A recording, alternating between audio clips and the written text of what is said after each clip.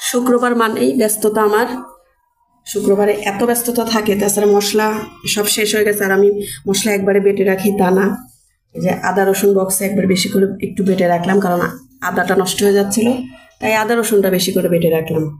আর এখানে বাটতেছি, এখানে এটা হলো জিরা আর পেঁয়াজ একসাথে বেটে নিচ্ছি, এটা আজকেই লাগবে সেজন্য একসাথে বেটে নিচ্ছি।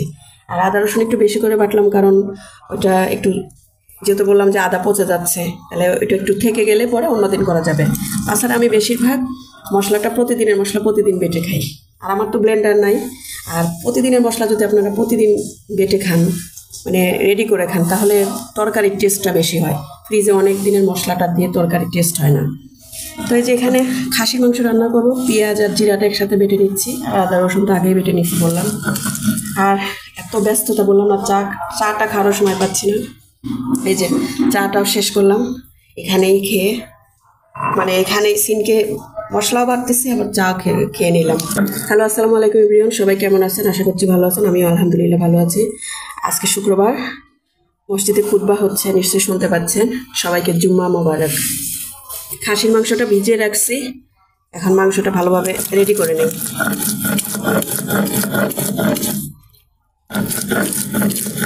আর সাথে যে কি করব, আমি প্ল্যান করে রাখছিলাম যে বৃষ্টি হচ্ছে 2-3 দিন, ভাবছি যে খাসি মাংসের সাথে খিচুড়ি করবো পোলাও চালের। এখন আজকে এত রোদ উঠছে যে এই রোদের মধ্যে খিচুড়ি খাওয়া সম্ভব না। তো আপনাদের ভাইয়াকে জিজ্ঞেস করলাম কি করব, বলো সাদা ভাতই রান্না করো, আর না হলে পোলাও রান্না করো। কিন্তু পোলাওটা আপনাদের ভাইয়া বেশি একটা পছন্দ করে না, বলো ইচ্ছা পোলাও করতে পারো, না হলে সাদা ভাত করো, খিচুড়ি করো না। এখন দেখি কি করা যায়, আর আমি তো খাসির মাংস খাই না। আমার জন্য দেখি ডিম ভোনা করা বা কি করা যায় দেখি। এই যে মাংসটা একদম ধুয়ে রেডি করে নিছি সুন্দর করে, মশলা টশলা সব কিছু রেডি করছি। এখন যে সব রকম গরম মশলার আইটেম দিয়ে দিলাম। পেঁয়াজ একটু কম দিচ্ছি, কারণ পেঁয়াজ বেশি করে বেটে রাখছি। মানে পেঁয়াজ আর জিরা একসাথে বেটে রাখছিলাম, সেটা দিয়ে দিচ্ছি। বেশি পরিমাণে পেঁয়াজ বাটা দিচ্ছি, আদা রসুন বাটা দিয়ে দিচ্ছি।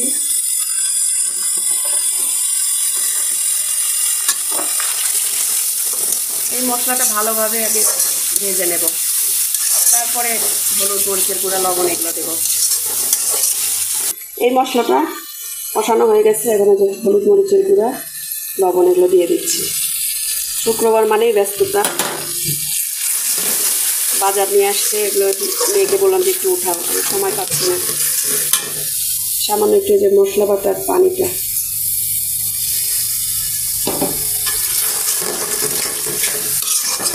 এখন মশলাটা ভালোভাবে কষিয়ে নিই। খাসি মাংসটা, মানে খাসি হোক আর গরু হোক, যেটি হোক, মাংসটা একটু আগে থেকে মাখিয়ে রাখতে পারলে ভালো হতো, কিন্তু করা হয়নি। মশলা কষানো হয়ে গেছে, এখন মাংসটা দিয়ে দিই।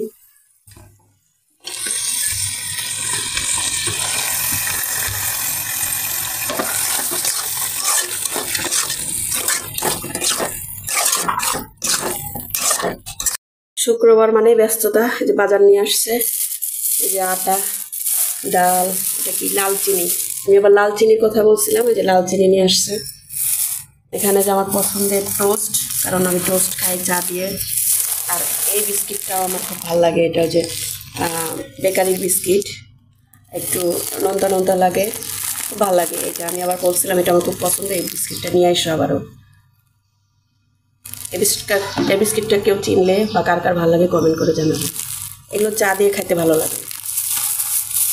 আর এখানে যে গরম মশলা সব রকম মশলাই আছে। জিরা আছে, আবারও আনতে বলছি যে শুকায় রাখছে, ওগুলো গুঁড়া করবো, আর এটা আবার বেটে রাখবো। পেস্ট আনছে, ডিম আনছে, ডিম অবশ্য এখান থেকে আরও নিচ্ছি, সিদ্ধ বসাইছি। এই তো ওখানে চাল, মানে এটার মধ্যে আরও বাজার আছে, আরও জন্য কি মেয়ে উঠায় ফেলছে।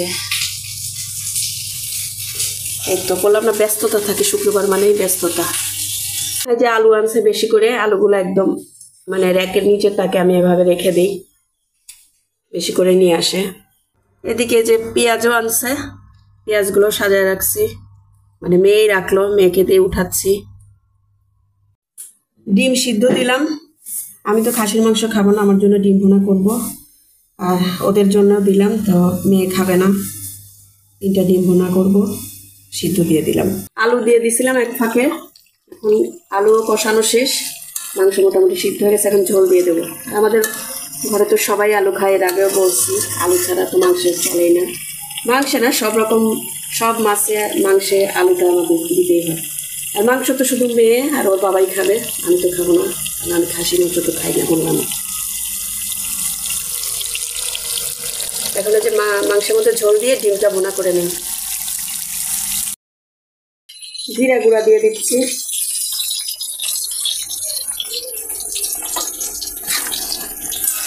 মানে আরো ঝোল টানবে, আর একটু হবে। আর এই যে ডিম ভেজে নিলাম, ডিমগুলো একদম নতুন ডিম, মানে ছোলাই যাচ্ছিল না, এই যে এই অবস্থা, একদম নতুন ডিম। এখন এই ডিমটা ভুনা করে নেই,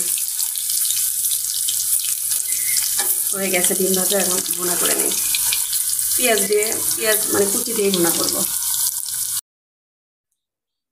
এই যে ডিম ভুনাটা রেডি, একটু ঝোল ঝোল রাখছি হালকা, যেহেতু আমি খাসি মাংস খাবো না, তো এটা দিয়ে ভাত খাবো। আর একটা ভাজি করতেছি, এখনো কমপ্লিট হয়নি, তো এর জন্য করলাম, একটু হালকা গা মাখা ঝোল রাখলাম, যেহেতু আমি খাবো, আমি একটু ঝোল পছন্দ করি। আর এদিকে মাংসটাও হয়ে গেছে, এই যে ভাত বসাই দিছি, অনেক ভাত আছে, 1 পট চালের ভাত বসাই দিছি। আর আজকে অনেক রোদ, এত রোদ, আপনাদের ভাইয়া বললো যে এত গরমে যেহেতু খিচুড়ি খাওয়া যাবে না, তাহলে পোলাও করে বেলাম, কি পোলাও তো গরমই লাগবে, তাই পোলাও করলাম না। ফ্রিজে অনেক ভাত আছে, তাই 1 পট চালের ভাত বসাই দিলাম। আর ভাজিটাও এখন বসাই দেব, ভাজিটাও হয়ে যাবে, শর্টকাট একটা ভাজি। তো আর আমার খাসি মাংসটাও রান্না হয়ে গেছে, গা মাখা করে ঝোল রাখলাম। এমনি তেল মনে হচ্ছে যে ঝোল অনেক, আসলে এটা তেল। ভিডিওটা আর বেশি লম্বা করব না, আজকে ভিডিওটা এই পর্যন্তই।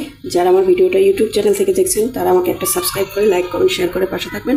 আর যারা আমার ভিডিওটা ফেসবুক পেজ থেকে দেখছেন, আমাকে একটা ফলো দিয়ে লাইক, কমেন্ট, শেয়ার করে পাশে থাকবেন। নতুন নতুন ব্লগ পেতে রূপাস লাইফস্টাইল আবারও আপনাদের সামনে নতুন একটা ভিডিও নিয়ে হাজির হয়ে যাব।